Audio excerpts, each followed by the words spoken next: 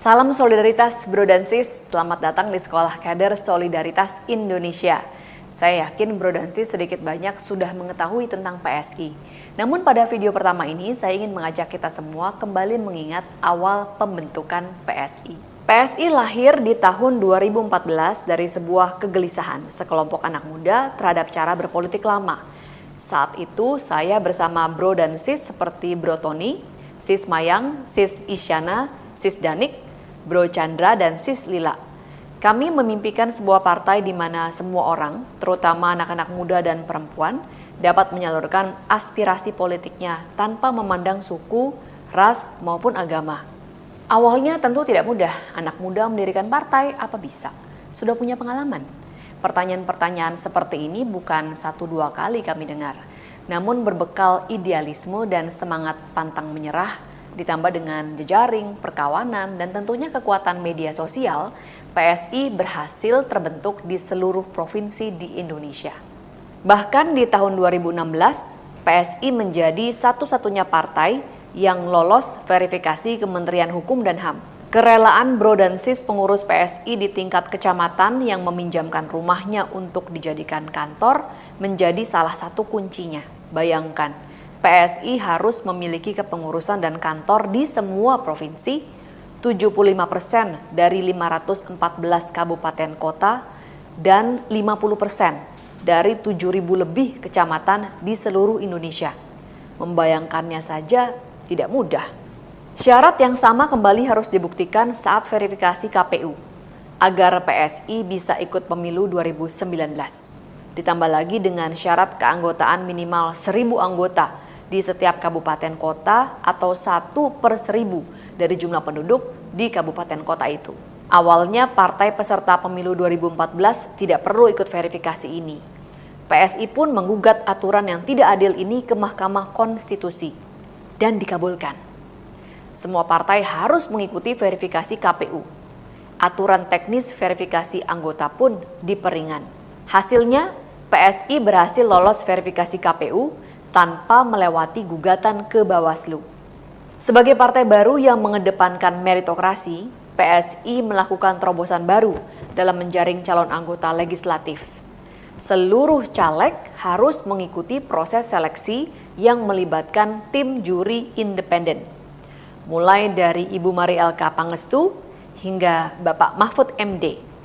Proses seleksi wawancara dilakukan secara terbuka dan dapat diakses melalui media sosial PSI.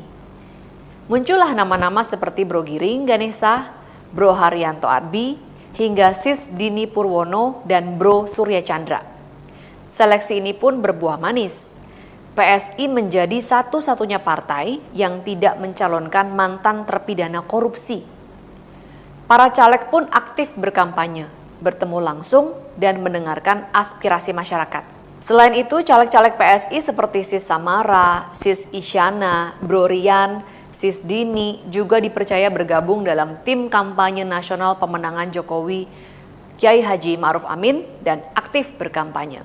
PSI juga menggelar Solidarity Tour ke berbagai daerah di Indonesia dengan membuka kelas-kelas pelatihan mulai dari fotografi, make up, hingga digital marketing yang bertujuan untuk memberdayakan masyarakat dan pemilih.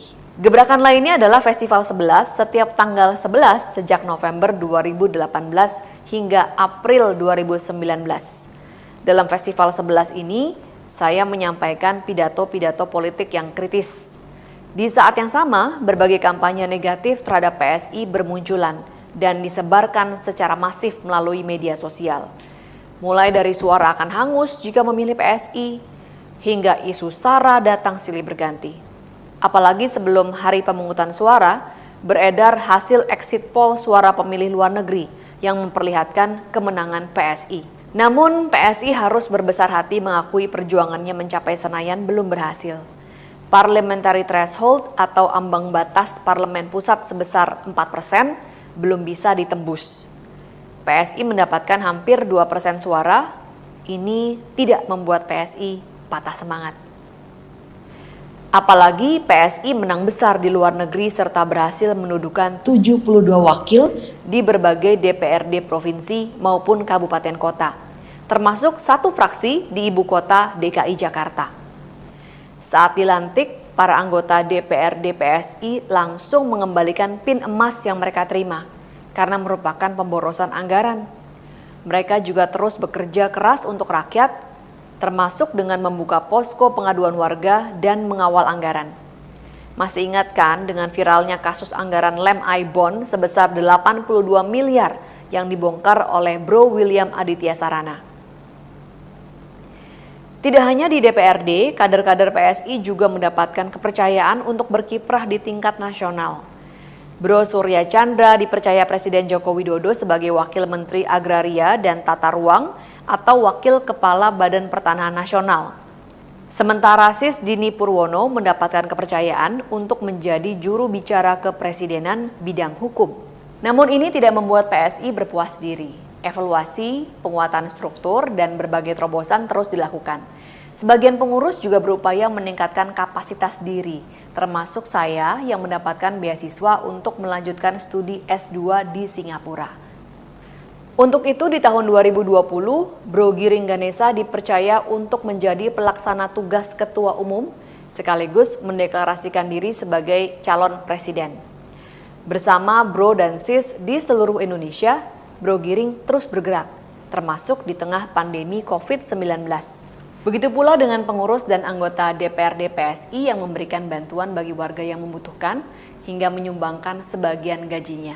PSI juga turut membuat terobosan dengan menggelar konvensi penjaringan kepala daerah untuk Pilkada 2020, terutama di daerah di mana PSI memiliki satu fraksi seperti Surabaya dan Tangerang Selatan.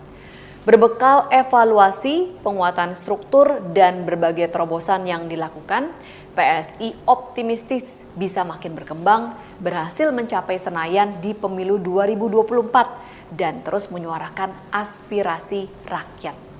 Salam solidaritas.